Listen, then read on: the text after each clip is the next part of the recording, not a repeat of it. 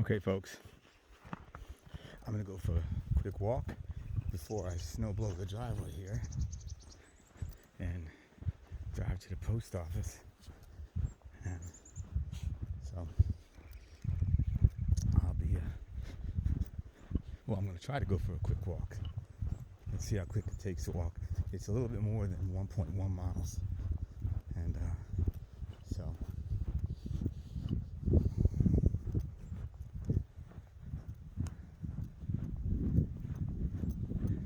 See what's going on around here. I think I might make it 1.2 miles by showing you where we go sledding sometimes. It's not I like a steep hill that's a thrill ride for about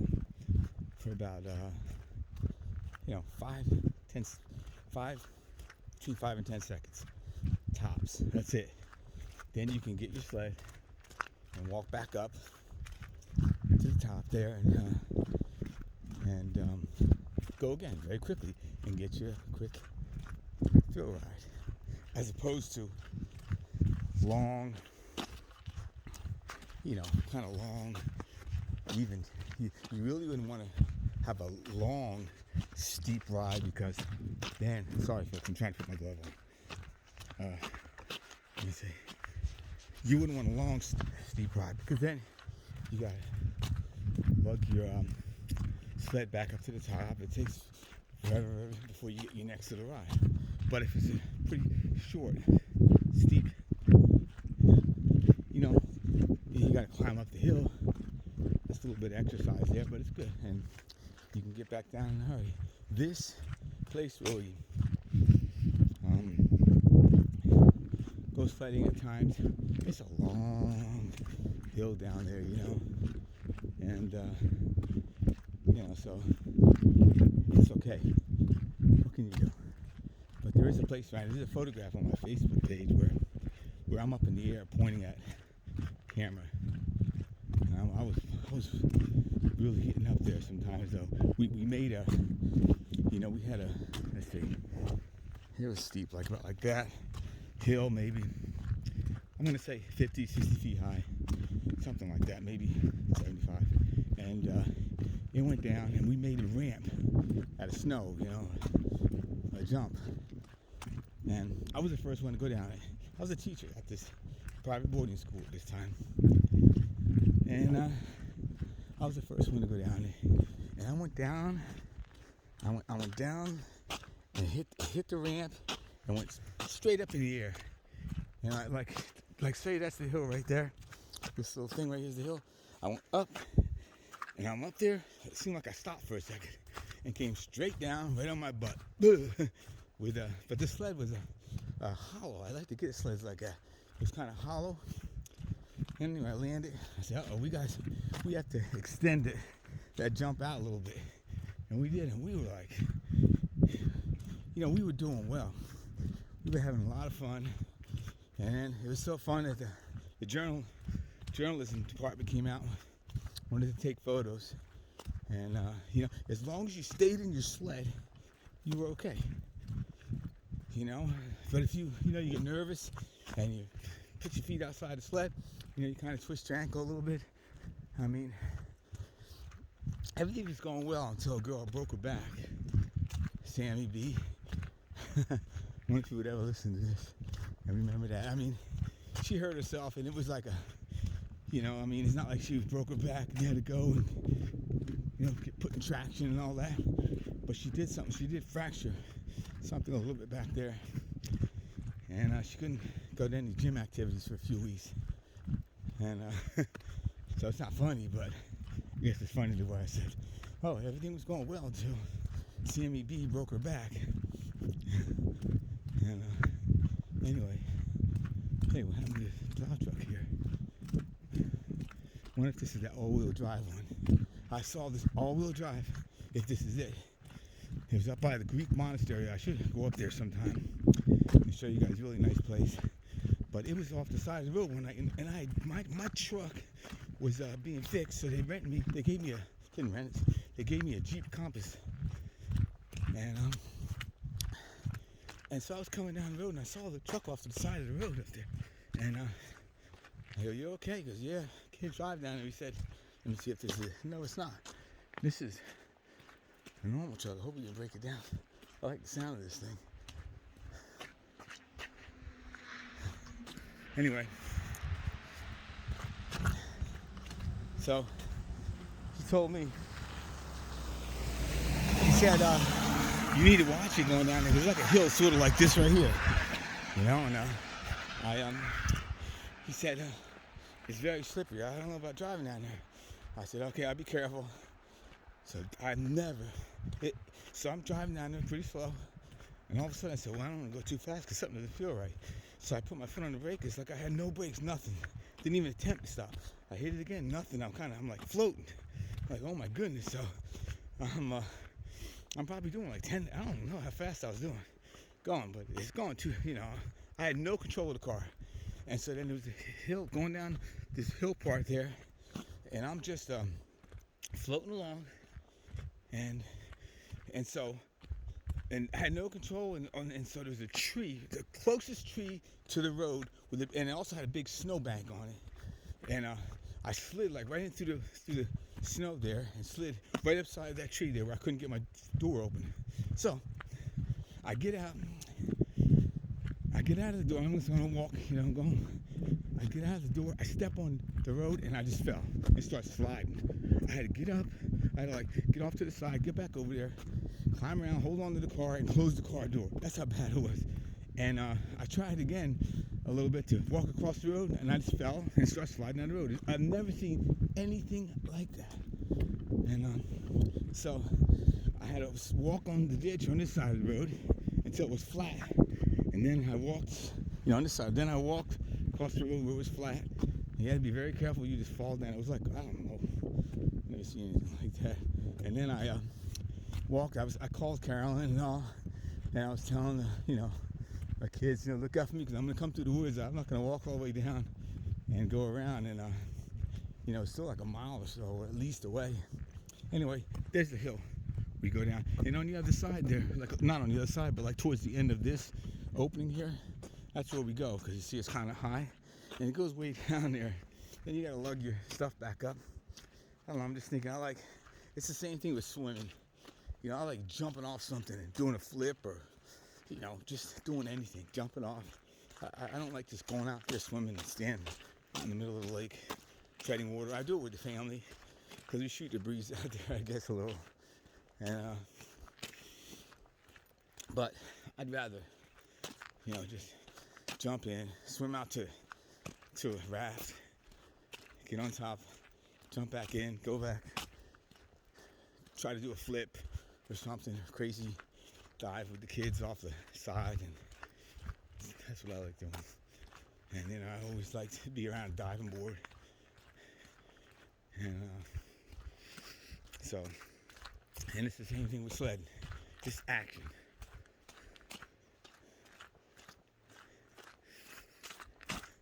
I better slow down. I only can go 15 miles an hour here. Look how fast I'm going.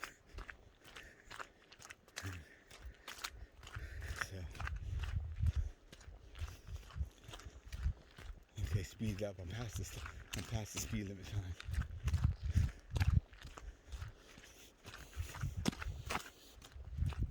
So we may get a little. So today's Friday. We may get something Sunday or Monday, I think, a little bit. Hopefully it's only a little bit. And then it's going to warm up next week into the 40s.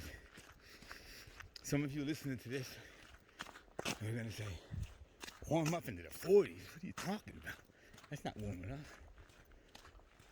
Hey, I don't think that outhouse was leaning like that last time. Did anybody... Okay, so some folks were, I forgot where, it may have been in Washington or up that way. I think out west, they were driving their snowmobiles or something out, and there was an outhouse there, man and a woman They and from the one place where they were at, parked, she had to go to the she wanted to go to the bathroom, so she walked down like 150 feet to the outhouse. Was there to go to the bathroom, and something like bit her on the butt. That's what it felt like. She got out of there. She was kind of tending to herself, and maybe she screamed or did something. You know, her husband or boyfriend, I forgot who it was, ran down there, and she said, "There's a bear." There was a bear down inside the outhouse, and so I mean, they went and checked. You know, the wildlife, game and wildlife, or whatever. They went down and looked. They saw bear tracks everywhere. A guy said he saw a bear. He tried to shoo it away, but it looked like it was walking in hibernation mode. Just real slow. It kept on walking. Poor thing. But you know, they said something like, "This is probably the first time anybody got swatted in the butt by a bear." Well, in that situation, the way they put that is kind of like iffy, but you can read it for yourself, look it up. And other things that are, to me, that are impressionable. Does anybody know Ashley Judd? You know, she was somewhere in Africa, you know, in like safari area, but I don't know if she wasn't on a safari. I think she was just in a place where there's absolutely nothing. You know, I don't think she was making a movie or anything, but she was walking around in a flashlight. It was kind of dim. It was at night, and she tripped and shattered her leg. You know, and so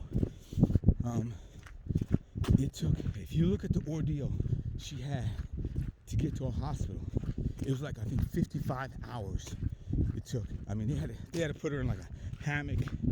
They, you know, chilled. They, you know, tied her leg up in some kind of. They didn't even have pain, anything for pain, and her leg was shattered in 2 places, I believe, pretty bad.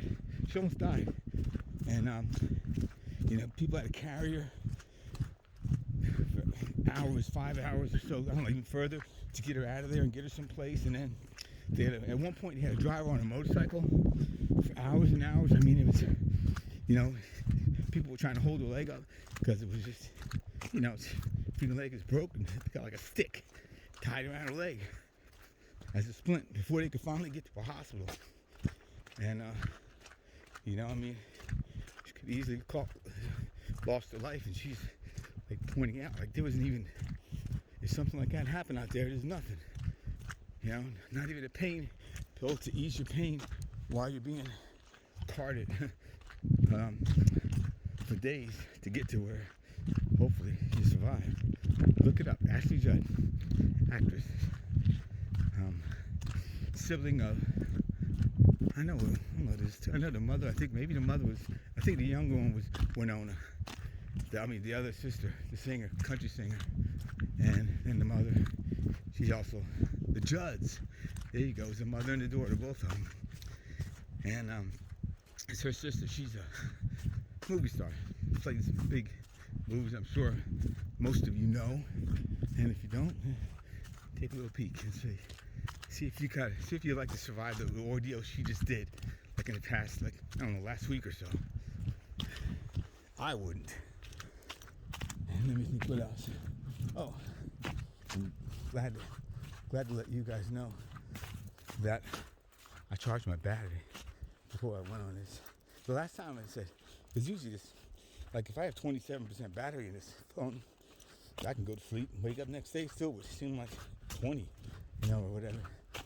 So I didn't realize that taking the videos, or rather, you know, battery intensive. So it died last time. I think it was the last time before that also. But let me think of what else I had here that's impressionable here. I don't know, I feel bad for the folks down in Texas. You know, we have we have cold temperatures, but we don't have our pipes busting, you know, bursting. You know, I guess with no heat, let me think, we would turn the water on a little bit. If that's what happened, keep the water moving so it wouldn't freeze. Maybe, I guess they didn't know, but other folks say that, you know, it's the infrastructure of the water itself was not down, I guess, below freezing zone, because the whole system was freezing up. Whatever, they should take care of that, because I thought that happened again. I thought it happened like 10 years ago. I thought they had a bad problem down there, and they said we got to get on top of this. Looks like they didn't get on top of it. Here's the lake. Let me go right here.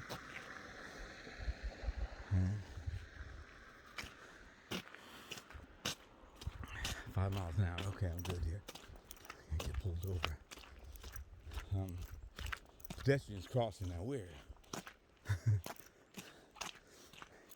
Maybe around there. There used to be a big American flag that would be right over there across from this guy's house here. It was always there. It's the first year I've noticed it not there. He's passed away fairly suddenly from cancer. He had a little shoulder pain and went finally get it checked out. And they said he had cancer, and it wasn't a couple weeks later he was gone. I hate sorry to say that. He was a fun guy, Didn't take any crap, tell you like it is. And 4th of July time, he would set some loud stuff off if he got the chance, and he'd make it himself. But anyway, used to be the flag, used to be right here. And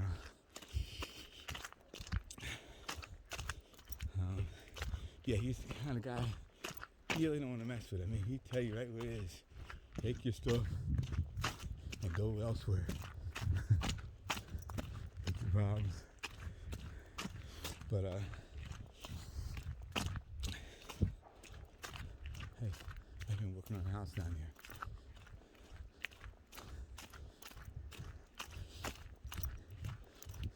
But let me think, what else is going on? What else is impressionable? Just the thing with the Patrick Frazee situation, that girl who helped him clean up the blood. I don't know. It goes like a couple ways. Like, somebody could say, wait a minute, you helped him? You didn't say anything, whatever, until when? And other people could say, he was kind of controlled by Patrick Frazee, and she was scared to wind up like her or something. I don't know. It's a crazy situation, but so you could see. You get a lot of factors and a lot of sides to look at. Has she ever been in any trouble before? What I don't see her ever doing that again. The only reason to put somebody behind bars would be like just payback and retribution, because it's not like the people who go back and forth in the jail and they do something horrendous where you can't take a chance on them ever being out again. I don't see that with her. I don't think, well, she's got to find somebody, they'll clean up a murder mess. I don't think so. So, we'll see. It is going to be what it is, but it is kind of impressionable. Makes you think a little there. And let me think. I think it's cool that Nassau finally got a win.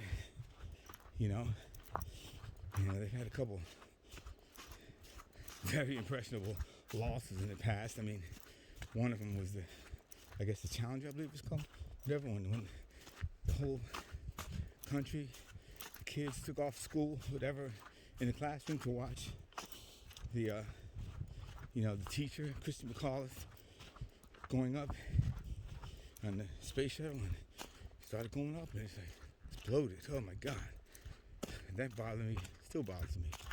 That what bothers me a lot is that the whole country, all these kids, a lot of it was the first chance we're going to get to see the, space shuttle and all. It's supposed to be this big, awesome thing. And they sat there and saw that horrible thing. I mean, I think that he pulled the wool over or covered up like what that done to a lot of kids. Oops, sorry about that. Oh, what that could have done to a lot of kids, like really, a look into that should happen just for the heck of it. And, you know, wonder what kids thought after that. Man, I just felt bad for the country, for the kids that were watching. And it's not like they go stop school and put on a big screen TV and watch a space shuttle go off. And they did that day because one of the teachers was going up. So that was it. And the other one was they were going to land something, I believe, on the Mars or the moon. I forgot. And they were watching it. And it just completely missed its mark. Went off into space somewhere. It's gone. And, you know, after they looked into what happened, like one of the companies, or I'm not going to say company, whoever was doing one thing, like a guidance, maybe Boeing, or I don't know, I don't want to say their name, so I doubt it was Boeing. I really don't know. But a company like that was making something to do with guidance, and maybe NASA was doing something else, and one of them used empirical measurement, you know, like feet and miles, and the other used, you know, meters and kilometers and stuff. And so that's really a dumbest blunder you can imagine. You know, so, but anyway, glad they landed that thing on Mars, and it's pretty cool. Let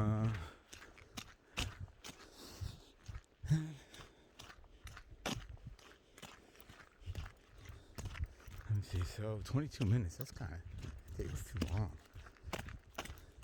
If you're walking about a mile, less than a quarter. Huh.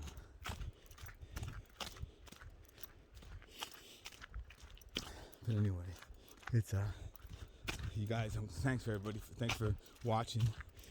Say hello to all the ramblers. Love you all. I like to try to think of some fun things I could do for you guys once in a while. I am an adventurer, so you guys come up with some ideas. Maybe say it, maybe I can do them, maybe not. And and if any of my family, my siblings, I don't know if you guys are watching, any of my friends from school, students, hello to you all. And most of all right now, hello to Luke and Ethan and my wife, Carolyn. And let's say a prayer for Texas and hope they get straightened out there. And hopefully we have some better weather coming for a while. The reason why, you look at, what's the global warming at? You know, this doesn't look like global warming to me, but really what happened is a high pressure system, pushed the fecal polar vortex over to the side here. It does happen sometimes, but this is what happened here. You know, and the other thing about global warming is that the temperature of the water will be higher than normal.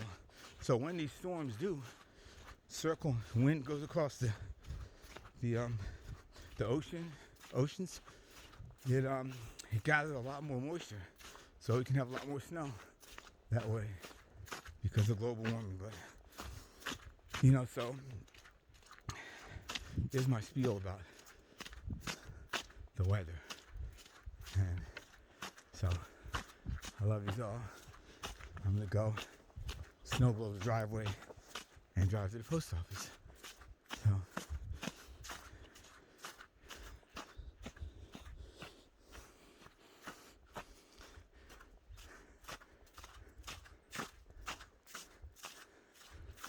goodbye, folks. Bye, man. Love you all. I might see you tonight when I'm walking by the